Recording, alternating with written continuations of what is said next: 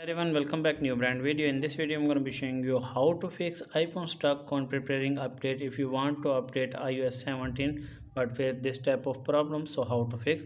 First of all, press on volume and power button. What you need to do it, slide to power off, and after a few minutes you have turn it on. And before to update iOS 17, click on setting. What you need to do it, click on Wi-Fi and make sure that connect strong Wi-Fi connection, turn on Wi-Fi toggle, and after a few minutes you have turned it on. And after that, go back. If you use mobile data, then turn on aeroplane mode. At least the 30 second you have turned it off. And after that, scroll down and click on journal, and from here click on iPhone storage.